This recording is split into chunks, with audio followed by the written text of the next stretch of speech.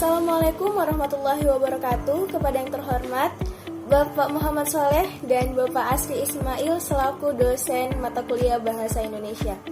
Saya Aulia Kasum Ramadan dari Prodi 4 Tata Boga, kelompok 5 Bahasa Indonesia.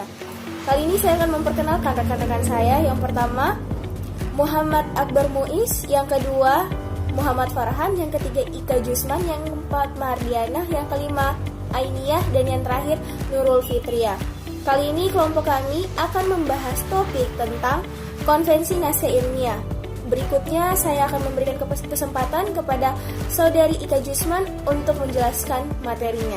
Kepada yang bersangkutan, saya persilahkan. Assalamualaikum warahmatullahi wabarakatuh. Perkenalkan, nama saya Ika Jusman. Di sini saya akan menjelaskan pengertian konvensi naskah. Konvensi naskah adalah penulisan naskah karangan ilmiah yang berdasarkan kebiasaan, aturan yang sudah lazim dan sudah disepakati.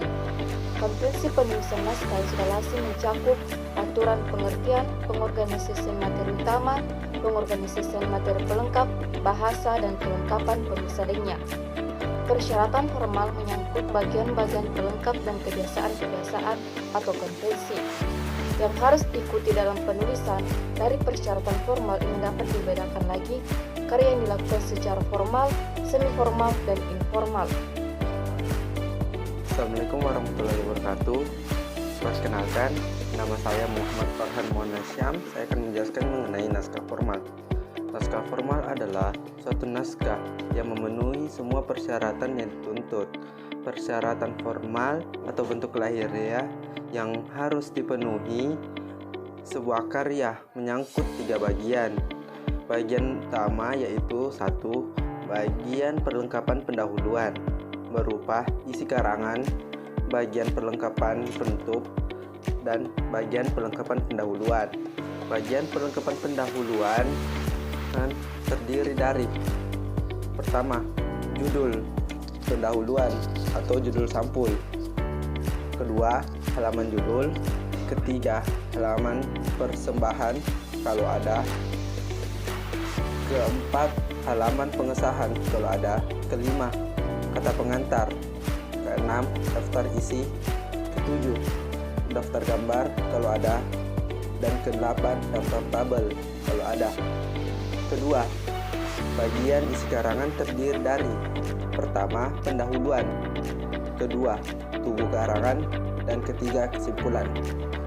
Dan yang terakhir adalah bagian perlengkapan penutup terdiri dari pertama, daftar pustaka atau bibliografi. Kedua, lampiran atau appendix. Ketiga, indeks. Keempat, riwayat hidup penulis dan contoh naskah formal, laporan hasil praktek kerja lapangan. B. Naskah semiformal. Naskah semiformal adalah naskah yang tidak memenuhi semua persyaratan yang dituntut oleh konvensi. Contoh naskah semiformal adalah makalah hasil penelitian. C. Naskah non-formal. Naskah non-formal yaitu naskah yang tidak memenuhi semua syarat yang dituntut oleh konvensi. Contoh naskah non-formal adalah naskah kemerdekaan. D.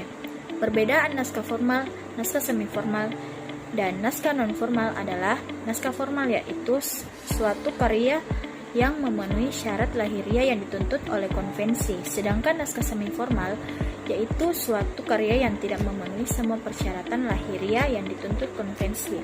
Dan naskah non-formal yaitu bila bentuk sebuah karya atau karangan tidak memenuhi persyaratan formalnya.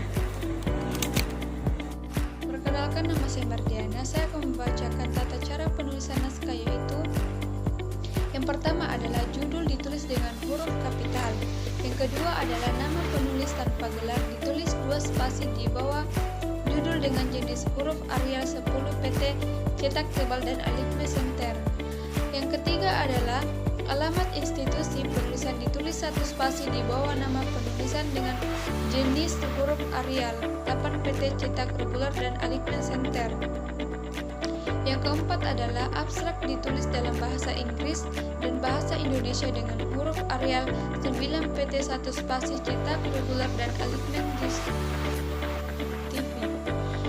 5 adalah kata kunci ditulis 1,5 spasi setelah abstrak, memuat kata-kata penting yang menjadi kata-kata kunci dalam naskah antara 3-5 kata kunci. Yang keenam itu sistematika naskah tanpa lampiran terdiri dari abstrak, pendahuluan bagian inti. Untuk naskah konseptual berisi kajian pustaka dan uraian analisis, sedangkan untuk naskah hasil penelitian berisi kajian pustaka, hasil ada pembahasan dan penutup, berisi kesimpulan dan saran atau bisa ditambahkan rekomendasi, serta daftar pustaka. Naskah ditulis dengan huruf Arial 10 PT spasi 1,5 cetak regular dan alignement justifi. Yang ketujuh adalah gambar persamaan data tabel diberi judul atau keterangan dan nomor urut yang berketentuan. Yang kedelapan adalah penulisan daftar pustaka diurutkan secara alfabetis dengan jenis huruf Arial 10 PT. Yang kesembilan adalah ukuran kertas A4 210 x 297 dengan batas tepi margin atau 2,5 cm, batas tepi bawah 3,5 cm, dan batas tepi kanan dan kiri masing-masing 2,5 cm, lebarnya itu 0 cm dan footer itu 2 cm. Yang 10 adalah setting halaman adalah 2 kolom dengan jarak antara kolom 0,8 cm dan lebar kolom 7,6 cm. Yang ke-11 adalah setiap alinea baru ditulis dengan mengosongkan selembar 1,25 cm dan depan itu 0 cm dan footer itu 2 cm. Yang 10 adalah setting halaman adalah 2 kolom dengan jarak antara kolom 0,8 cm dan lebar kolom 7,6 cm. Yang ke-11 adalah setiap alinea baru ditulis dengan mengosongkan selembar 1,25 cm dan depan. Assalamualaikum warahmatullahi wabarakatuh. Nama saya Nurul Fitria. Saya akan membacakan materi berikut ini. Judul pendahuluan. Halaman judul pendahuluan tidak mengandung apa-apa kecuali mencantum judul karangan atau judul buku. Judul karangan atau judul buku ditulis dengan huruf kapital.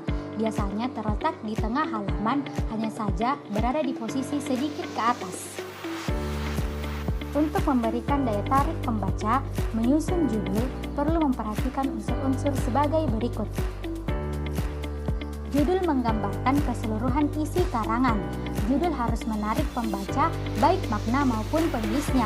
Sampul, nama karangan, penulis, dan penerbit. Halaman judul, nama karangan, penjelasan adanya tugas, penulisan, kelengkapan identitas pengarang, nama unit studi, nama lembaga, nama kota, dan tahun penulisan dalam pembuatan makalah atau skripsi. Frasa ditulis pada posisi tengah atau simetri untuk karangan formal atau model lurus pada margin kiri untuk karangan yang tidak terlalu formal. Halaman pengesahan. Halaman pengesahan digunakan sebagai pembuktian bahwa karya ilmiah telah ditandatangani oleh pembaca atau penguji, dosen pembimbing, serta ketua jurusan yang telah memenuhi persyaratan administrasi karya ilmiah. Halaman pengesahan biasanya digunakan untuk skripsi, tesis, dan disertasi, sedangkan karya ilmiah dan karangan lainnya, baik fiksi maupun non-fiksi, tidak mengharuskan adanya halaman pengesahan. Hal-hal yang harus dihindari dalam halaman pengesahan yaitu menggarisbawahi nama atau kata-kata lainnya, menggunakan titik ataupun koma pada akhir kalimat, tulisan melampaui garis tepi, menulis nama tidak lengkap, menggunakan huruf yang tidak standar, dan tidak mencantumkan gelar akademis. Assalamualaikum warahmatullahi wabarakatuh. Dalam pertemuan tidak lagi disampaikan informasi dan satu yang belum tentu adalah ucapan kepada Tuhan Yang Maha Esa. Merupakan ucapan kata mulia untuk menjadi sebuah forum agar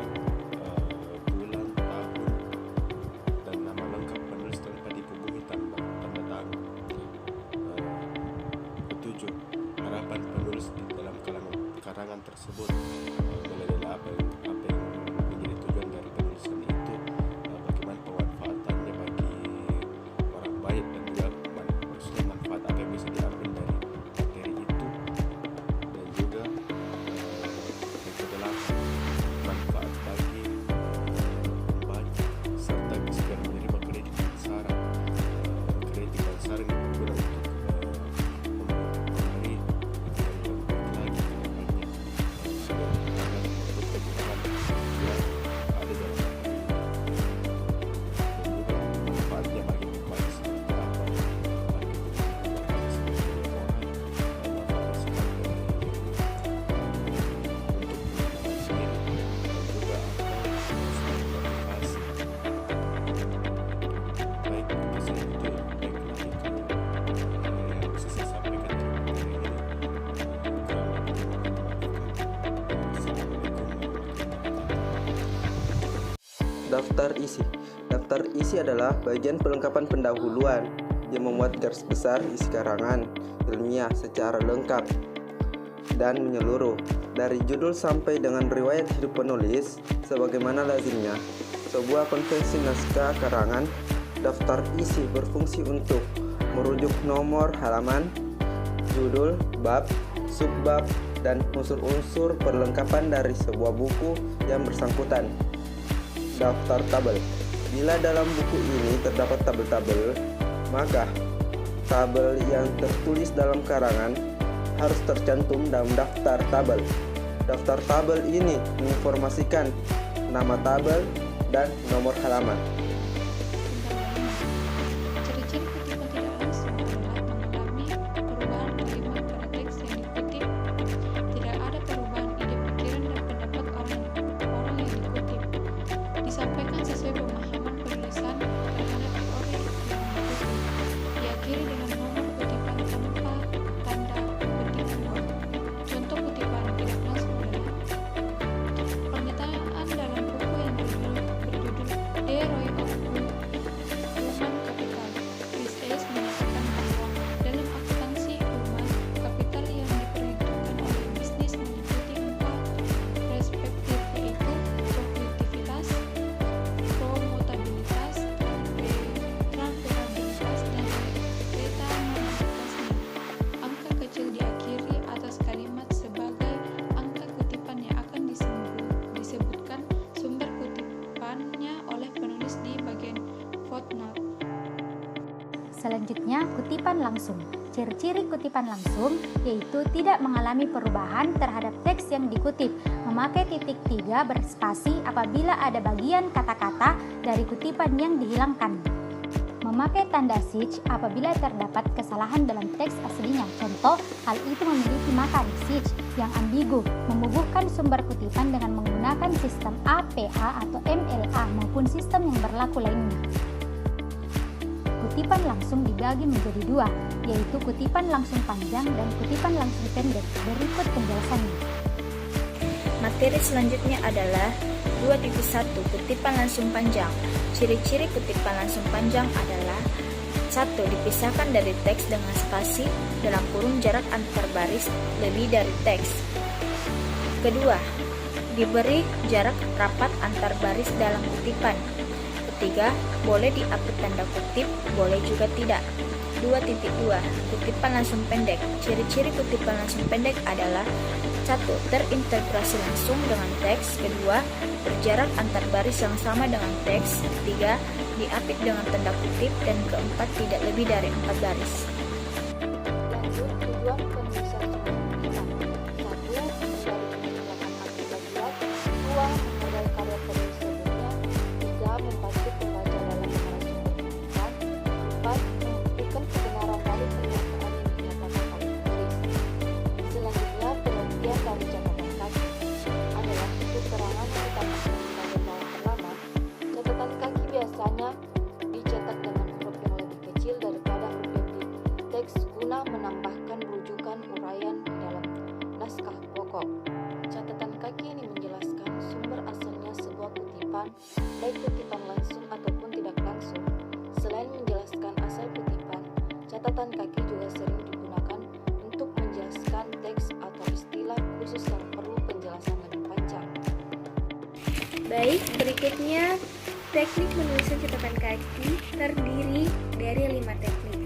Yang pertama, catatan kaki tidak boleh melebihi dari 3 margin bawah. Yang kedua, catatan kaki dibuat sesudah baris akhir teks dalam jarak 3 spasi, dibuat garis mulai dari margin kiri sepanjang 15 ketikan huruf alfa atau 18 ketikan huruf elip. Berikutnya, catatan kaki 2 spasi di bawah garis terakhir teks. Teks catatan kaki ditulis setengah spasi ke bawah setelah nomor petunjuk dari nomor petunjuk.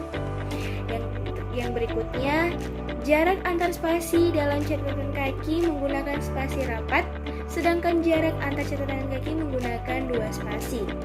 Yang terakhir, setiap baris catatan kaki selalu dimulai dari margin kiri atau sejajar. Baik, sekian hasil presentasi dari kelompok kami. Kurang dan lebihnya mohon dimaafkan. Wassalamualaikum warahmatullahi wabarakatuh.